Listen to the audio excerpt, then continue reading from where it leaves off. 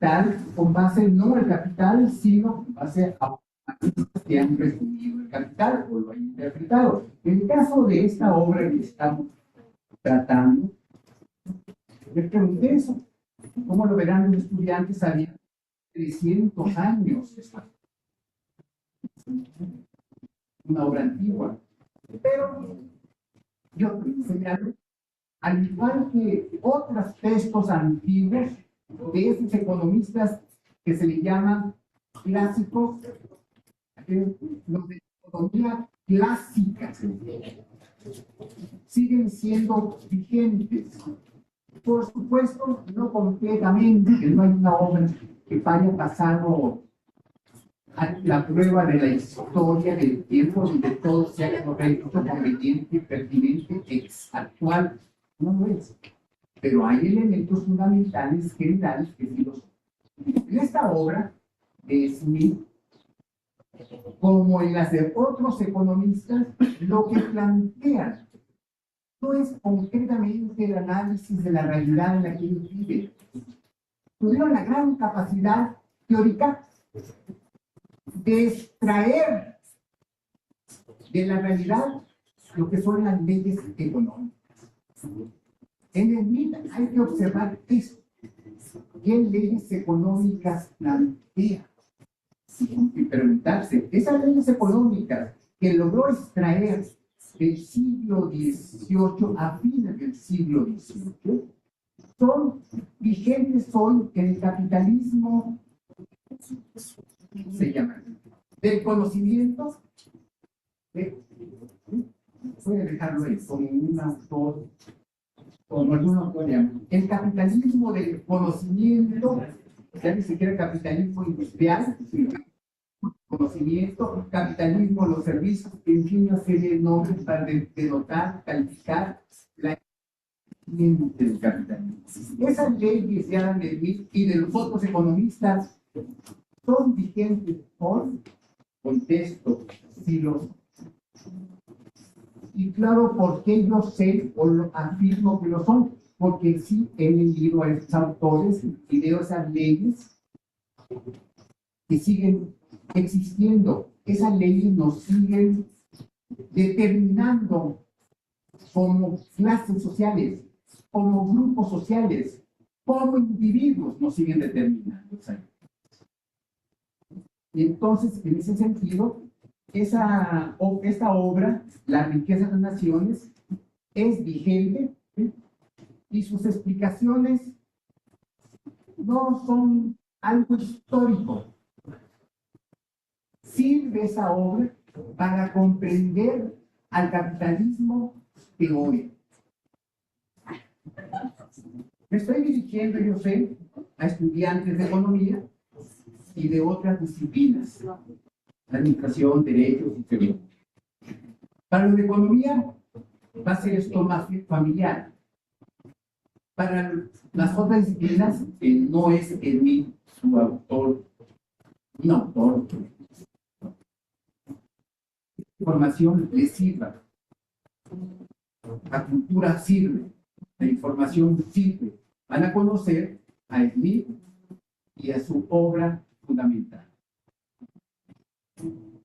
Ahorita que dije sobre la actualidad, estoy recordando un autor marxista, economista belga, llamado Ernest Mandel, señaló en un estudio sobre el capital que esta obra, El Capital, que se publicó por primera vez, la primera edición, el primer tomo en el año 1867, y toda la obra, 3 tomos,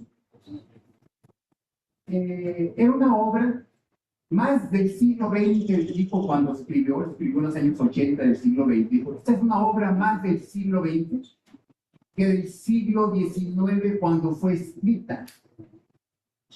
¿Por qué dijo esto? Porque esas leyes del capital que vienen de los clásicos anteriores a Marx, más otras leyes que Marx plantea, siguen siendo hoy con mayor razón. ¿Por qué? porque esas leyes tienen más vigencia en la medida que hay capitalismo desarrollado. Y hoy el capitalismo a nivel mundial, obviamente, está mucho más desarrollado.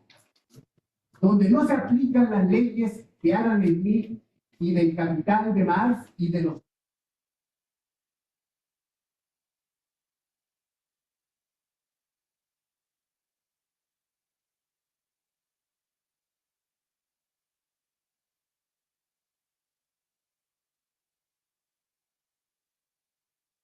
¿sabes? Hoy, ¿qué me no menciono la lista de clásicos donde también piensan en la actualidad que yo estoy planteando. Ahora, tan no es antiguo, desactualizado o obsoleto este texto, que ahorita que veamos en lo concreto se darán cuenta de que lo que sucede hoy se puede explicar siempre en parte con esta obra. Hay un punto que al rato resalta. Adam Smith es conocido por ser el teórico del liberalismo económico, del libre cambio, y por tanto ser el teórico anti-mercantilismo. ¿Qué sucede hoy? ¿Hay libertad de comercio o hay proteccionismo de comercio? Aunque el presidente Donald Trump no es el creador de esto, es el que ha renovado lo que sería el mercantilismo del siglo XVI, XVII, XVIII, que Adam Smith critica fuertemente en esta obra que estoy exponiendo. Entonces, hoy hay un gran mercantilista llamado Donald Trump, que impone medidas arancelarias, medidas prohibicionistas para importar. Eso no es liberalismo, eso no es neoliberalismo, eso se llama mercantilismo. Ataca, critica, argumenta en contra de ese sistema. Ya llega. Para que se den cuenta, pues, de lo que estamos hablando. Ahora, dije liberalismo, dije neoliberalismo. Todo el mundo sabe que es neoliberalismo, porque si algo se enseña en los últimos años, incluso hoy en las mañaneras desde hace 7 años, es sobre el neoliberalismo. Nadie está exento de haber escuchado el ataque de aquel gobierno y del actual sobre el neoliberalismo como el causante de todos los males de México y por tanto del mundo. Así que ese es un sistema económico, político, ideológico, lo que sea, política económica, completamente, que no viene de ahorita, viene de toda la vida del capitalismo. Entre el liberalismo de Adam Smith, que no lo empezó él, por cierto, no empezó el liberalismo económico con él, ni el liberalismo político con él, y el proteccionismo que él ataca, empezó ahí, tenía siglos. O sea que el enfrentamiento de estas dos grandes corrientes económicas, de teorías económicas, de política económica, tiene siglos. Siglo XVI, XVII, son los orígenes del capitalismo, primeramente comercial, artesanal, manufacturero, industrial. Desde aquellas épocas viene esto. Así que hoy, si vemos a alguien que impone aranceles como el principal país del mundo y le contestan con eso mismo como represalia, es una lucha de proteccionistas que buscan proteger al interno, a su burguesía nacional. No son liberales, son todo lo contrario. Smith se caracteriza por ser liberal, libre cambio. Hice una introducción nomás para que se den cuenta del tema y de lo sabroso que puede estudiar esto. Miren, fue una sorpresa que me invitaran a esta a este evento, los 300 años de la riqueza de la nación. Es una sorpresa, hasta cierto punto, porque en la Facultad de Economía en la UNAM se me pasó de que también hubo un evento del Instituto de Investigaciones Económicas en este año, antes, claro, hubo sobre eso, los 300 años. Y recordé que el año 23 hubo otro reconocimiento a Smith.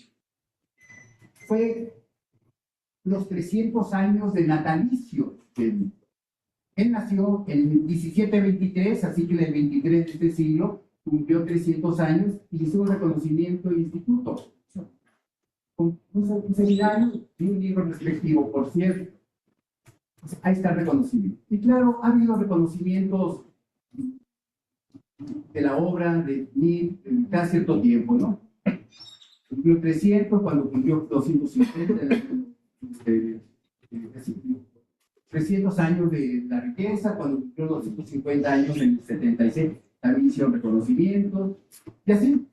Lo mismo es con otras obras importantes, como El Capital, también han hecho reconocimientos cuando se cumplen años de la obra, o cuando se cumplen años de Marx, de Keynes lo mismo, etc. Son tres autores que yo ubico que han sido reconocidos, conmemorados como personas, como autores, y su obra principal, ¿no? Señalado esto, aquí tengo una serie de datos justamente sobre esos reconocimientos. Los dejo pasar, por cierto, en septiembre de este año se hace un evento sobre los 90 años de la teoría general, que es la obra fundamental de Keynes, y los 80 años de fallecimiento de John Maynard Keynes, solo como dato para que veamos que sí hay reconocimiento a grandes economistas, ¿no? A nivel mundial, son datos, todavía como que estoy tratando de calentar para entrar al punto. Se han hecho 21 eventos en el mundo sin considerar América Latina y México particularmente. En Reino Unido, Estados Unidos, China, Australia, Francia, República Checa, España. Estos 21. En América Latina ha habido 10 eventos: Chile, Colombia, Guatemala, Bolivia, Venezuela, Uruguay, Perú, Argentina. Y en México ha habido 3, y con este son 4. Uno en la Universidad de Colima, el Instituto de Investigaciones que ya señalé, otro en la Universidad Autónoma de Nuevo León. Me interesó saber cuántos eventos se han hecho con respecto a esto. Ustedes, para mí, tienen el honor de organizar uno en la UAM. Yo digo, sí es conveniente organizar eventos sobre este autor, como de muchos otros, claro, pero de este autor en especial me parece honroso que lo hayan dicho. Ya voy a entrar al tema. Yo voy a llamar Adam Smith y su obra. Su obra es Investigación o una investigación sobre la naturaleza y causas de la riqueza de la nación. ¡Wow! Título largo que lo han sintetizado en la riqueza de la nación, entonces nos entendemos con uno a poco. Se considera a Adam Smith fundador de la economía, de la ciencia económica, de la economía política inglesa. Así de entrada. ¿Sabe la importancia que tiene? Fundador, padre. Sí, es el año 1723, 1723 a 1790.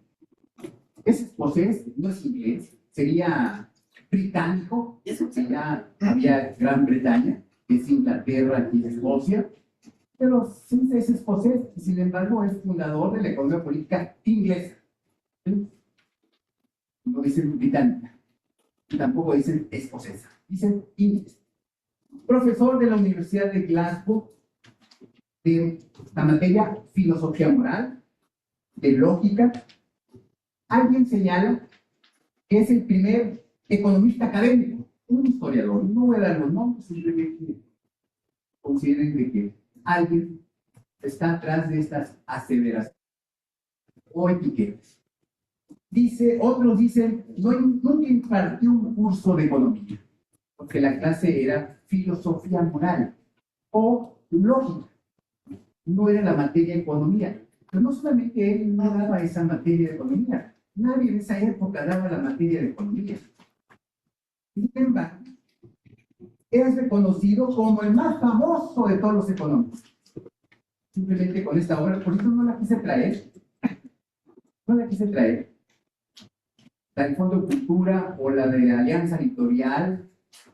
La del Fondo de Cultura, no que se encuentra, tiene 900 páginas, incluidos los índices bibliográficos, índice de nombres también, temáticos, 900 páginas. Pesa, Luis, 1 kilo. Pero ya pesando, dije, ¿cuánto pesa el Capital? Los 3 tomos. Los 3 tomos del Fondo de Cultura Económica. Pesan, espérenme, no se vayan, aquí tengo el dato. No me lo dejé. Lo estoy perdiendo. 2.7 kilogramos. 3 tomos del Fondo de Cultura, 2.7. Ah, pero alguien dice, profesor. Y el siglo XXI, que son 8 volúmenes, pesan 4 kilos. Claro, no carga uno el Capital del siglo XXI, carga un volumen. Carga un volumen también del capital del fondo, pero la riqueza del fondo lo carga uno completo, porque es uno solo. Por cierto, se publicó originalmente en 2 volúmenes. Sigo. Para que se den cuenta de que si era economista, resulta que la materia de filosofía moral comprendía teología, jurisprudencia, derecho, ética moral, economía política y algo de lo que se llamaba en aquel tiempo policía, que quería decir política. Así que era un economista, sí era un economista, esa era su profesión, era su actividad docente también, y también era filósofo. En realidad su título es de filósofo, no es de economista. Este título tampoco existía. Se van a hacer economistas. La primera escuela de economía, según leí por ahí, es de la segunda mitad del siglo XIX, en el último tercio, en París, se aparecía como un departamento, la economía, de derecho.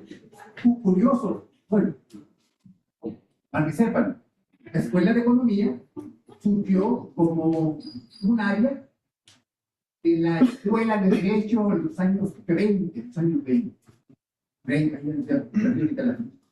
hace muchos años, más de 60 años, como una parte de derecho, porque se después independizó y formaron la escuela.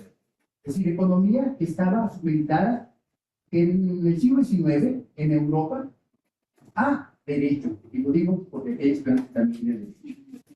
Vamos aquí, claro, vamos a recuperar principalmente al economista, aunque hay otra obra, y no hay información previa a esta de 1776. La obra previa se llama La teoría de los sentimientos morales, se publicó en el año 59 y fue exitosa.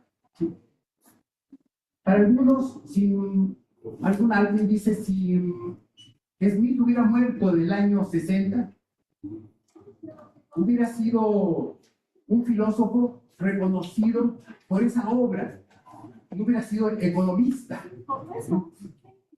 Por cierto, hay otras publicaciones de él, no en vida, sino póstumamente, recogida por estudiantes, porque expuso, enseñó y escribió sobre retórica, sobre lógica, literatura, astronomía y física.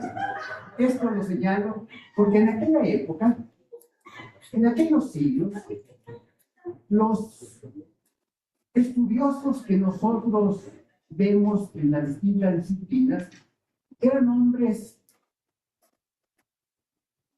no sé si decirlo también, luego agregar mujeres, pero aquí en economía no es así.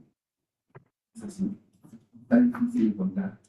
Entonces la profesora Seika Sandoval, preguntándose si hubo mujeres que escribieron sobre el ciclo económico, se puso a investigar y solo encontró en el siglo XX, en la primera década, segunda década, primera, segunda década, hay una mujer economista que escribió, y genialmente, según me dice, sobre el ciclo económico. Pero antes no lo es. Entonces, los hombres de aquella época, estudiosos, no eran solo de una profesión, eran de varias disciplinas, como le llamamos hoy. Smith es uno de ellos. Estudiosos de muchas áreas del conocimiento. Esta obra de Smith, dicen, sienta las bases del pensamiento económico clásico y de la ciencia económica. Esto de ciencia económica, así se le llama a la carrera en la Facultad de Economía, y aquí se le llama economía. En otras escuelas y facultades se le llama ciencia económica. Ese es un término más genérico para mí. Nuestra carrera de economía es de la ciencia económica. Se puede discutir qué tan científico es la economía como todas las ciencias sociales, pero eso es otro tema. Pero hay que también llamarle así. Claro, tiene muchas aportaciones. Voy a mencionar algunos autores con respecto al papel que tuvo Smith en su obra. Uno dice que es el verdadero creador de la economía moderna. Otro dice que es uno de los mayores exponentes de la economía clásica y de la filosofía de la economía. Un tercero lo reconoce como el fundador de la economía política clásica. El que desentona, para variar, se llama Karl Marx. Claro, los autores anteriores que mencioné, lo que dijeron algunos autores, son contemporáneos del siglo XX. Marx es del siglo XIX. Marx del siglo XIX, claro, en el Capital, en otras obras económicas, señala que el padre de la economía política inglesa es William Penn, que es del siglo XVII, claro, previo a Smith, y los fisiócratas de la segunda mitad del siglo XVIII son los verdaderos padres de la economía política moderna, dice Marx. Y claro, argumento que no voy a traer aquí. Fisiócratas, adelante, informes. Fisiócratas es una corriente económica de fines del siglo XVIII, muy famosa en la economía, claro. Se le llamaban también los economistas, en la época se llamaban los economistas y posteriormente fisiócratas. Y tenían como punto central considerar que la agricultura, que el campo, que la actividad agrícola era la única actividad productiva. No se les olvide eso, porque al rato lo voy a recoger. Sigo. Hay otros que desentonan, y para contrastarlo utilizo a un tal Murray, Newton, Rothbard.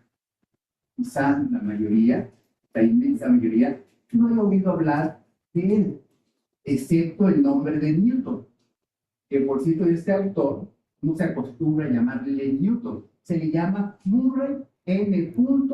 Rothbard. Este es uno de los principales teóricos, y lo explico porque no se sabe, seguramente no se sabe, uno de los principales teóricos de la llamada escuela austriaca de economía.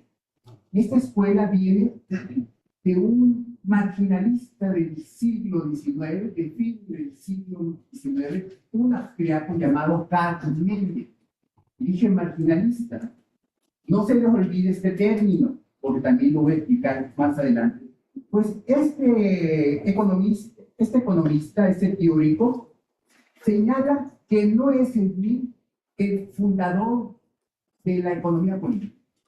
Dice que el padre fundador de la economía política es un tal Richard Cantillon, que publicó, o se publicó no él, un libro llamado Ensayo sobre la naturaleza del comercio en general en el año 1755, antes de Smith. Ese autor está recogido aquí, está recogido en este libro. Y efectivamente hacen grandes aportaciones a la economía. Es solamente este autor, Rothbard, quien considera que es el verdadero fundador de la economía política. Repito, desentona al igual que otros autores contemporáneos siguen con que es fundador de la economía política, que es padre de la economía, que una gran parte de la economía moderna se debe a decir, ojo, economía moderna, ¿cuál es esta economía moderna? Camilo Oeste. Otros consideran que hay más fundadores. En ese sentido, Smith es uno. Para otros, para muchos es el padre, para otros es uno. Hay un autor más contemporáneo que es el que divulgó la economía moderna llamado Paul A. Samuelson, y lo menciono porque seguramente lo conocen.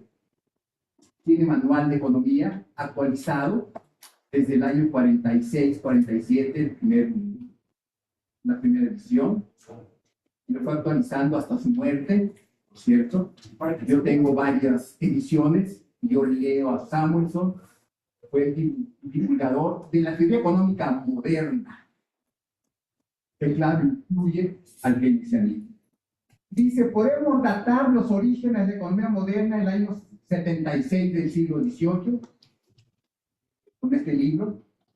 Smith sentó correctamente los principios básicos de una economía de mercado.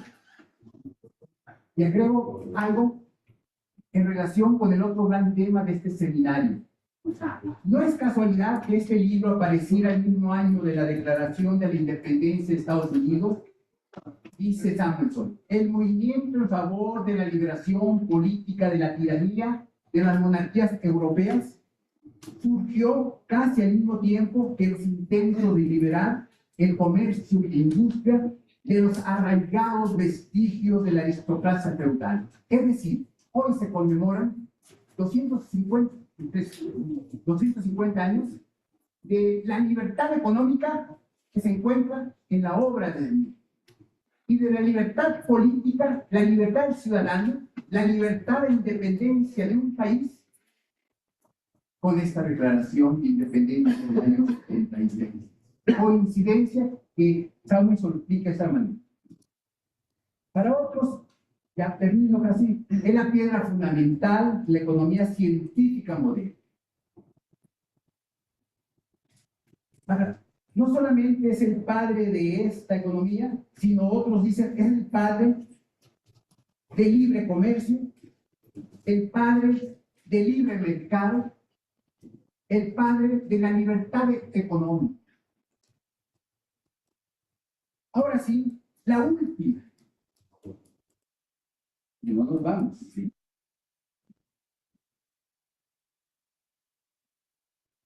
El maestro Jesús Silva Herzog, que espero que lo tengan en su radar. Y mucho más me gustaría que lo vieran.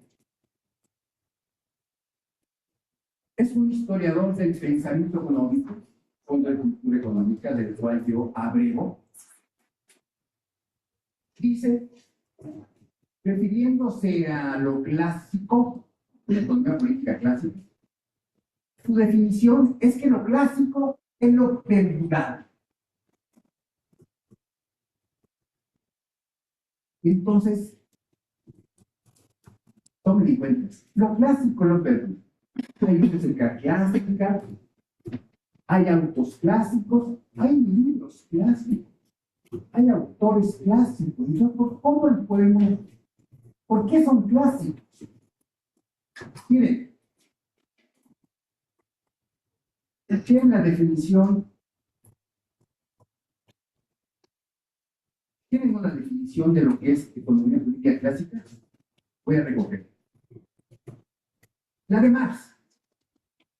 Marx dice, para dejarlo en claro de una vez por todas, digamos que entiendo por economía política clásica toda la economía, que desde William Petty, su autor favorito, ha investigado la conexión interna de las relaciones de producción burguesa. Entonces, ojo, para Marx, ser economista político clásico es investigar la conexión interna de las relaciones de producción burguesa, sea esto lo que sea. quiere decir, es el economista científico. El clásico es el que estudia la esencia del fenómeno económico, la esencia del sistema capitalista. Ir al meollo del asunto. ¿Y cuál es el meollo del asunto? Es la producción. ¿Y qué hay en la producción? Relaciones sociales de producción. Eso es. Entonces, para Karl Marx, hay economistas, ya lo mencionó, a William Petty, bueno, a varios, explícitamente. Dice William Petty, David Ricardo, ingleses, y dos franceses, Boissy-Gilbert y Sigmund. Los menciona como clásicos, es decir, que fueron a esas entrañas del sistema. Y por tanto, los otros, para Marx, eran economistas vulgares. La definición es esta: la economía vulgar, que no hace más que deambular estérilmente en torno de la conexión aparente, ojo, deambular estérilmente en torno de la conexión aparente, preocupándose solo de ofrecer una explicación obvia de los fenómenos que podríamos llamar más vastos, y rumiando una y otra vez para el uso doméstico de la burguesía el material suministrado hace ya tiempo por la economía científica. Esta es la economía vulgar, la que deambula estérilmente en torno a la conexión aparente, la que se preocupa solo en ofrecer una explicación obvia de los fenómenos, la que usa esta información para el uso doméstico en la burguesía, los apologistas. El material suministrado hace ya tiempo por la economía política clásica.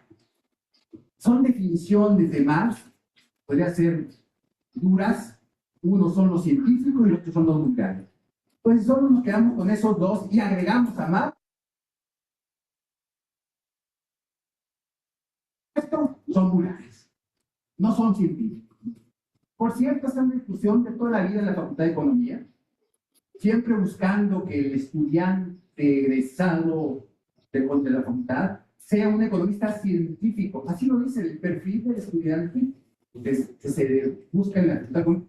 Aquí también seguramente, puesto que es derivación la UAM de allá. Sí, está bien dicho, ¿no? Derivación. Hermanos. Entonces tienen coincidencias teóricas, diríamos. Entonces se busca que el estudiante sea economista científico, no vulgar. Y sin embargo, la mayor parte de los textos que usamos en economía son de la economía vulgar. ¿Y cómo es posible eso? Pues es posible porque no necesariamente, no solo de pan vive el hombre, no solo de la ciencia vive el hombre, la mujer también de la vulgaridad. Lo que han hecho los economistas vulgares es también aportar elementos para comprender la realidad, aunque sea la realidad superficial. Eso también hay que conocer y actuar en consecuencia. Quiero que aquí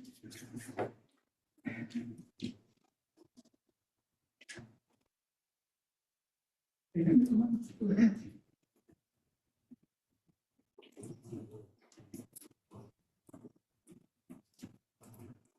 Ya me estoy acercando al fin.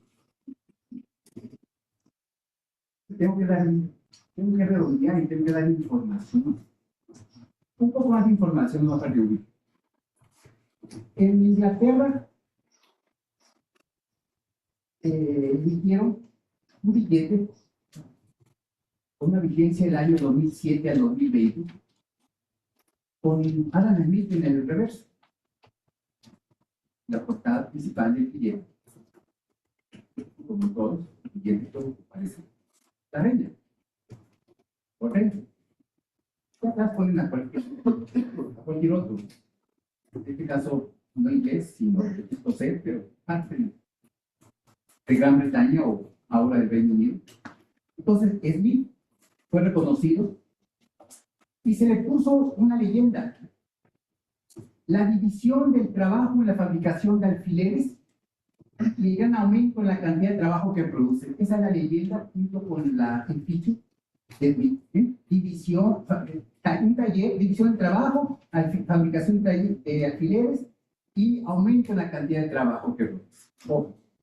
Ahora sí. Hemos ido dando información. Hubo 5 ediciones en vida de Smith. O sea, fue exitoso. Y antes que terminara la década, la última, se publicaron 9 ediciones. Además de varias traducciones a otros idiomas, ¿sí? Y reediciones en otros idiomas. Y en la primera edición en español, que lo voy a publicar, fue el año 1794. Y en el año 1803 hay un compendio, que yo tengo, por cierto, y lo leí también, tratando eso de facilitar la lectura, facilitar el conocimiento sobre la obra. Este libro de 900 páginas, 800 en inglés, por cierto, 800 en inglés, está compuesto de 5 libros. Un libro compuesto de 5 libros. Antes se hacía así. Estos 5 libros son 5 partes, 5 secciones. Y claro, cada sección sus capítulos. En total son 32 capítulos. Como ven, estoy presentando al público el libro. Estoy presentando. No solo lo estoy analizando, lo estoy presentando. Porque la mayoría puede ignorar a este autor y a su obra. El primer libro, temas generales, es sobre el progreso en las facultades productivas del trabajo. Progreso en las facultades productivas del trabajo. Facultades productivas del trabajo es la traducción, una de las. Son las fuerzas productivas, es la capacidad productiva. Debemos saber lo que significa este término. La capacidad productiva o fuerzas productivas. Más adelante quizá. Y a la vez la distribución del producto anual en las clases del pueblo. Ese es el título del primer libro. Y claro, y le dedicas 11 capítulos para analizar estos temas. Un segundo libro sobre la naturaleza, acumulación y empleo de capital, 5 capítulos. Un tercero, historia de la opulencia, el progreso y la decadencia de las naciones, 4 capítulos. Un cuarto libro, los sistemas de economía política, 9 capítulos. Y el quinto libro, o la quinta parte, es sobre el Estado, sobre los ingresos y gastos del Estado. Algo veré más adelante. Miren, voy a enumerar lo que serían las teorías, algunas, o las aportaciones más sobresalientes de esta obra. Primer punto. Teoría del valor trabajo. Aquí mismo, este punto, la teoría de la división del trabajo, la teoría de la mercancía. Esos temas. Se le reconoce por esto, no por la teoría del trabajo, por cierto, no todo, pero todos se reconocen por la teoría de la división del trabajo. 2 temas. Segundo tema. Teoría del comercio y del dinero. Tercero, teoría del ahorro contra la prodigalidad, contra el excesivo gasto, contra el desperdicio. Smith es austero, teórico de la austeridad, del ahorro, el ahorro para la inversión. 4, teoría de la acumulación de capital, que para él, para todos los que manejan esta teoría, él fue, parece, el primero o uno de los primeros que habló de la acumulación de capital y desarrolló el tema, claro, como condición del crecimiento económico, como condición del progreso. Mira que digo progreso y que digo crecimiento económico y que digo acumulación. Explico. No siempre ha habido crecimiento económico. No siempre hubo acumulación de capital. Todos deben de ubicar que la humanidad, que tiene miles y miles de años, ha pasado por diversos tipos de sociedad. La sociedad capitalista se le ubica en sus orígenes desde el siglo XVI. Siempre hay por ahí lugarcitos donde había esbozos, inicios de relaciones capitalistas. Para Marx, la biografía moderna del capital, dice, es el siglo XVI con el capital comunista. A partir de ahí, gradualmente, se va a dar crecimiento económico. Porque antes no hubo crecimiento económico. Mucho menos desarrollo social. No hubo progreso. Hubo estancamiento, atraso, miseria. Además, los datos muestran que a partir del siglo XVIII, todo el XIX, en Inglaterra, primeramente, y en otras partes desarrolladas, civilizadas, empezó el crecimiento económico. Y entonces, si empieza, hay crecimiento económico, es cuando los tienen la materia prima para teorizar sobre eso. Tú no vas a hablar de acumulación, de crecimiento, de progreso, cuando no existe.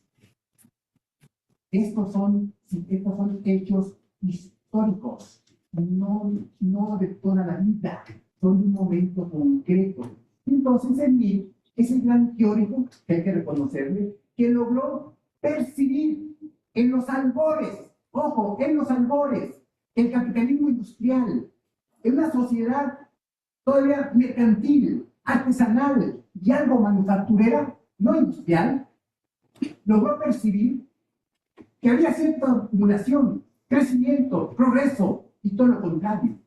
Y todo lo contrario. Por eso aquí está su teoría de la acumulación, que es importante. Otra, teoría de la libertad natural, de la libertad perfecta, de la plena libertad, de la libre competencia, del sistema de libertad. Todo esto contra el monopolio. O sea, también tiene una teoría del monopolio porque lo compara con la libre competencia. Y menciona estos términos que son de él. Libertad perfecta, libertad natural, plena libertad, libre competencia. Sistema de libertad. Usa estos puntos.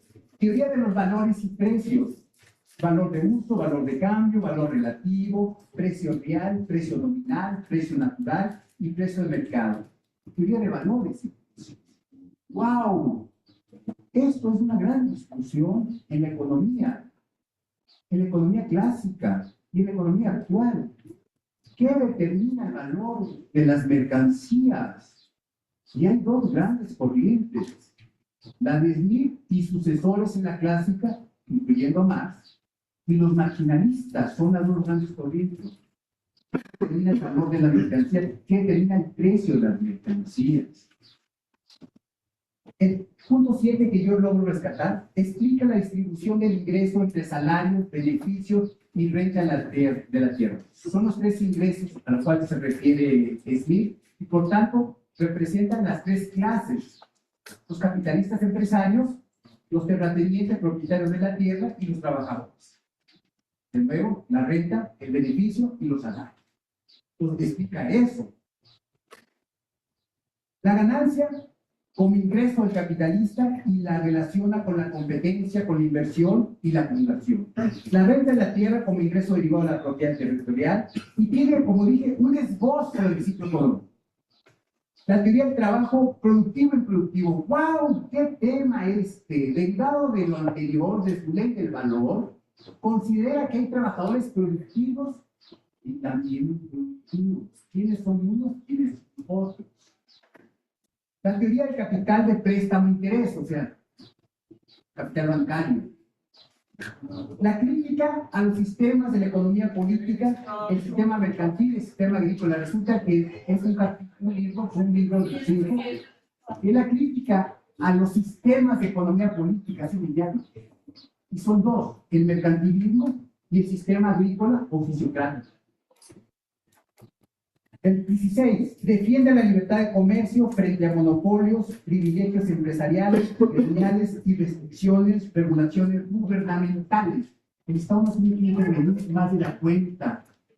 No debe impedir la actividad económica con regulaciones que asfixian la actividad económica. Tampoco debe intervenir económicamente. Eso le corresponde a la parte privada. Y finalmente, como puntos fundamentales, yo aquí enumero como el 17, la definición del papel del Estado, del soberano. Con este panorama, con estos puntos, he mostrado o he pretendido mostrar que esta obra tiene mucho.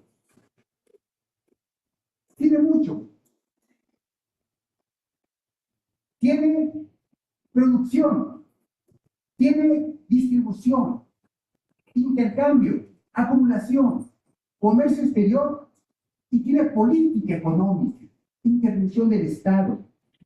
Esta obra es más completa que cualquier otra anterior, y eso que yo he leído una que otra. Y me estoy basando en una que otra, más las reseñas de historiadores del pensamiento económico de otras obras previas en mí. En este sentido, la de mí, esta obra que estamos viendo, es más completa. Mucho más completa. ¿Qué es esta obra? Es una teoría del desarrollo capitalista. En un cierto nivel.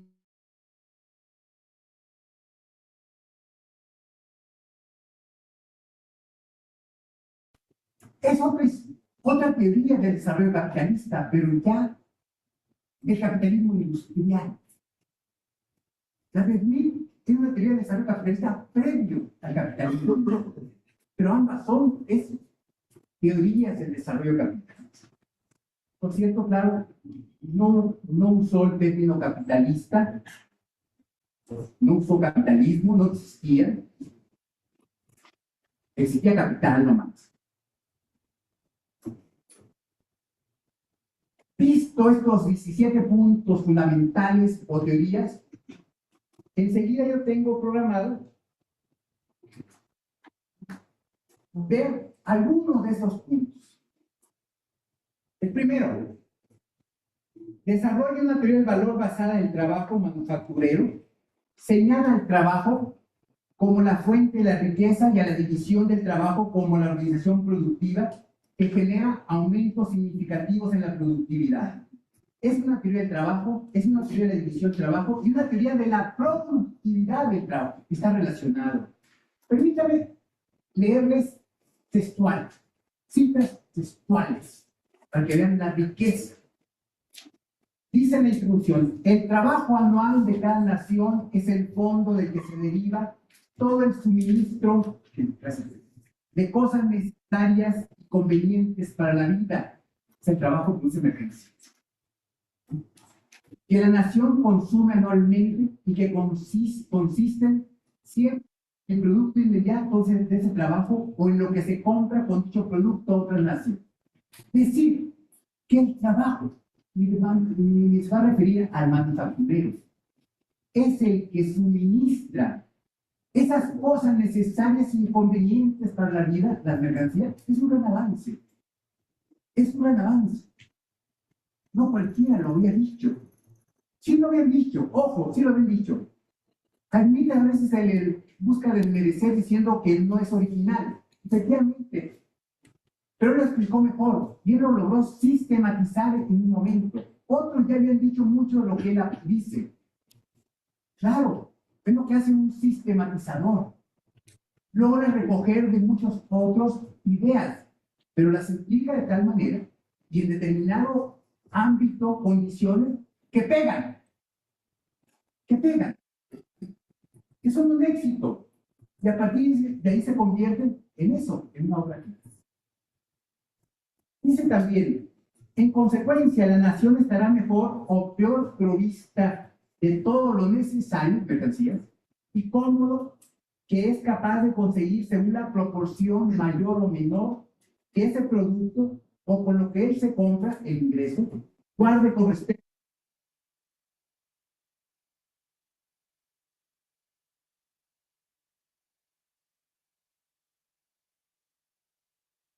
a la relación con el número de las personas que lo consumen. Esto realmente es el PIB. Él piensa como señal del crecimiento de la prosperidad de un país en el PIB per cápita, que no usa PIB por supuesto, o el ingreso per cápita, no lo dice así, ese es un término del siglo XX, pero tal como está redactado, a eso se refiere. Entonces, en estas dos citas, que son las primeras de su libro, en la introducción, se rescata el trabajo produce mercancía. Y un trabajo productivo significaría producir una proporción mayor entre la cantidad producida y el consumo. Smith va directamente al grano desde la primera línea de la introducción. La riqueza de una nación deriva de su trabajo, el producto anual del trabajo y la tierra. El producto anual del trabajo y la tierra. Aquí están dos elementos, que son dos factores productivos, el trabajo y la tierra. Antes de Smith, ya muchos otros habían hablado de esto, porque son los factores inmediatos. El más inmediato, por supuesto, es la tierra, pero si la tierra, sin el trabajo no es nada. Entonces, la transformación de la tierra, de la naturaleza por el trabajo, son los dos elementos de la sobrevivencia de la humanidad, obvio. Y estos son los primeros factores productivos. Son las bases de la humanidad. Se fueron agregando otros factores productivos, como ustedes saben. Se agregó el capital. Ya son los tres factores clásicos. ¿Qué hay más factores productivos? Entonces, lo que critican, bien, está aquí. Con respecto a la división del trabajo, vean, definición. El mayor progreso de la capacidad productiva del trabajo, las facultades productivas del trabajo, y la mayor parte de la habilidad, destreza y juicio del trabajador, con que ha sido dirigido o aplicado, parecen haber sido efectos de la división del trabajo. O sea, ese progreso, esa productividad, tiene que ver con la división del trabajo. ¿Sí?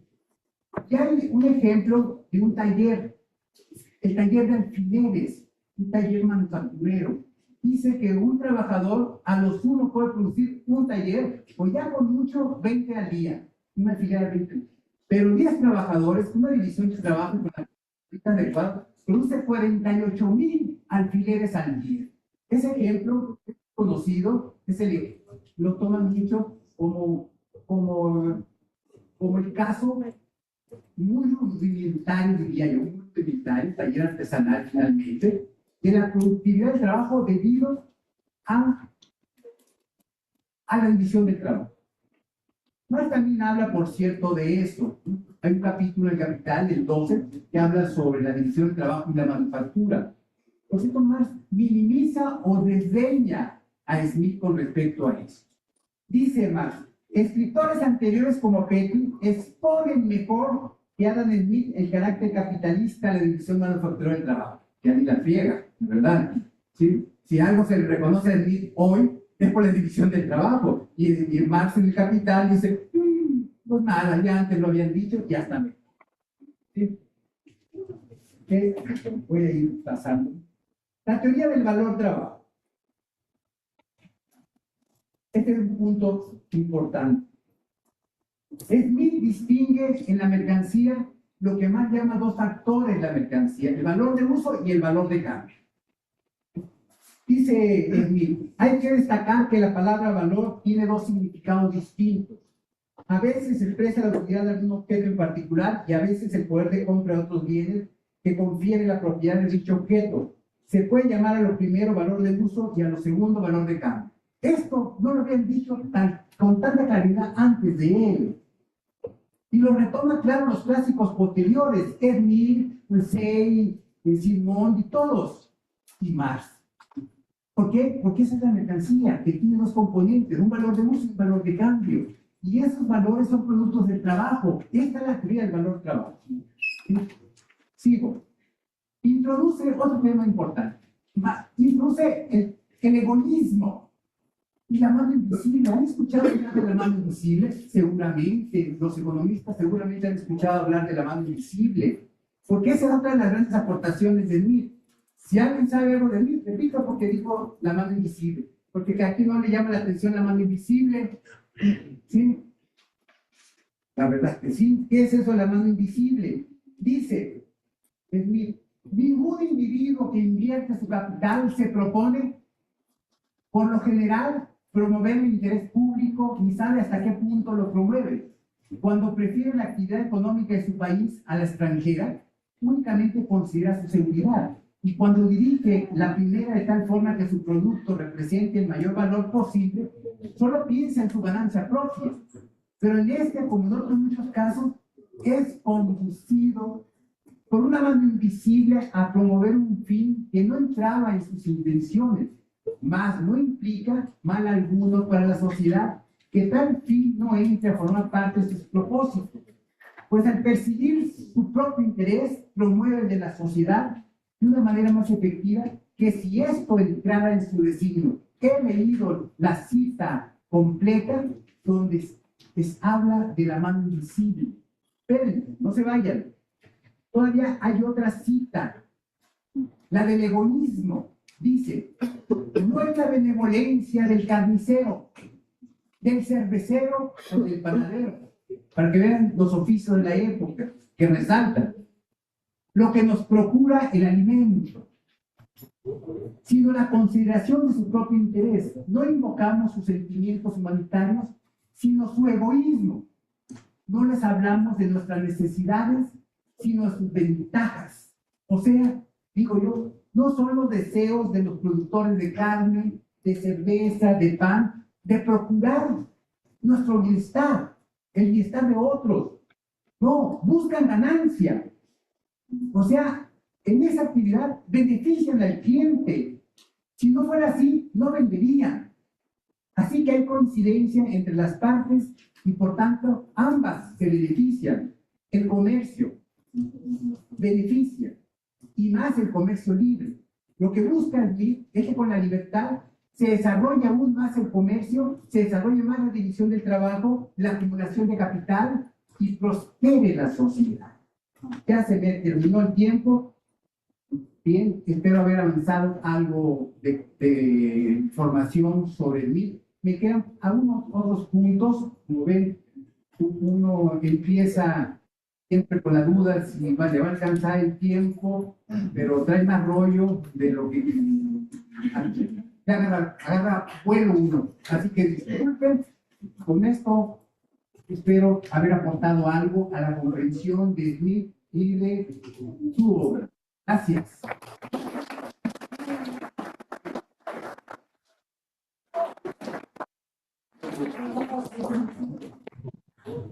Muchas gracias al doctor José Jesús Rodríguez Vargas de la Facultad de Economía. Sé que estamos en cuestiones de tiempo y sé cómo se ponen los tiempos en Posalco. En otras instituciones estamos con 2 horas, pero ya tenemos solamente 2-3 minutos. Afortunadamente, dado esto, no hay tiempo para preguntas y poder conversar con el doctor. Pero realmente José Jesús es un muy buen académico. Su correo electrónico lo encuentran en la Facultad de Economía. Si una pregunta, José contesta, pero no les contesta de muy bien, les manda varias cuartillas de explicación. Es muy concienzudo, realmente, me consta, ¿sí? Me consta. Y un gran académico de Pola. Síganlo, participan en muchos otros eventos. Entonces, desafortunadamente no tenemos tiempo. Yo les agradezco a todas las personas que están aquí presentes, sobre todo a José Jesús, a la doctora también Seika Sandoval, que viene, mañana nos hace la presentación de su conferencia magistral. Y por favor, Jesús, quisiéramos aprovecharte más tiempo, sobre todo a las generaciones son los estudiantes, porque nosotros como académicos nos escuchamos y a veces, yo ya tengo mi rollo, pero los estudiantes son realmente otra cosa. Bien, pues nuevamente un aplauso, una y le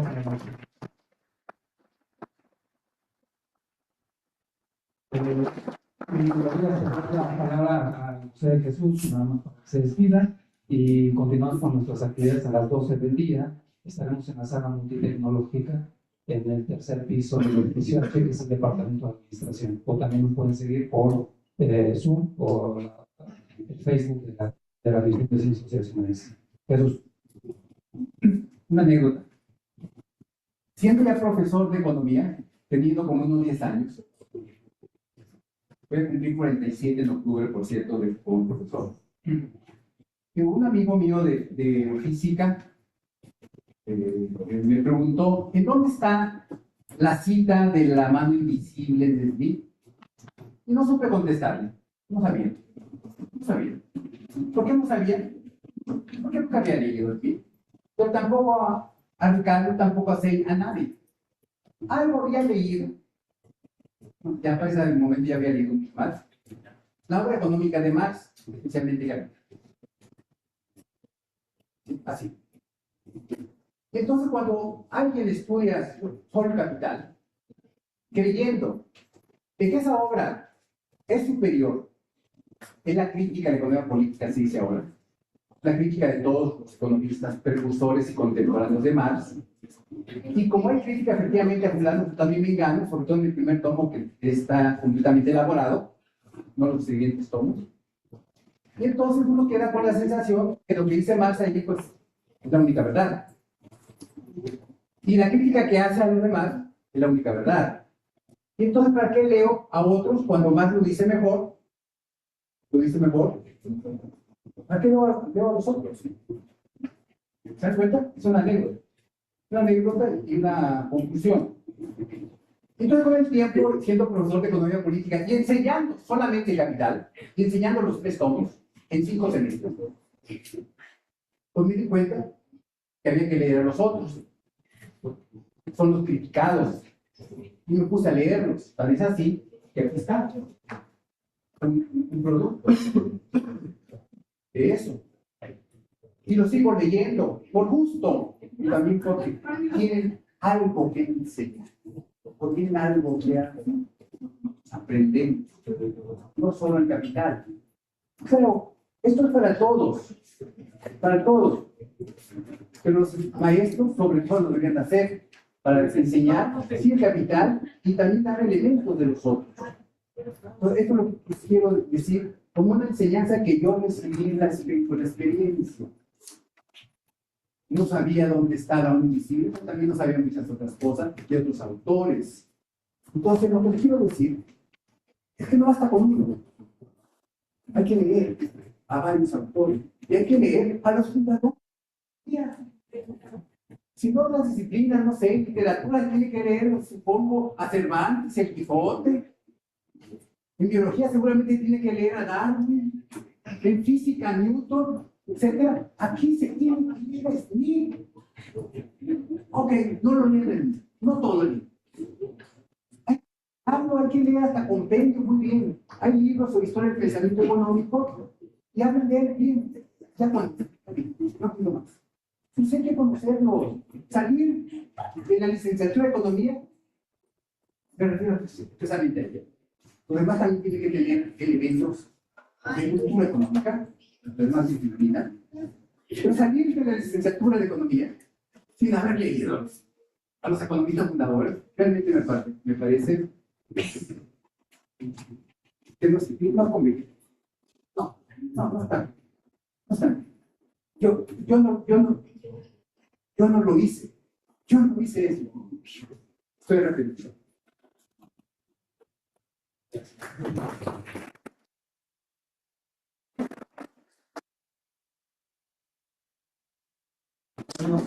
En nombre de la Universidad por la División de Ciencias Sociales y Humanidades de los departamentos de Economía y Psicología, damos las gracias a todos por la presentación, a la conferencia magistral.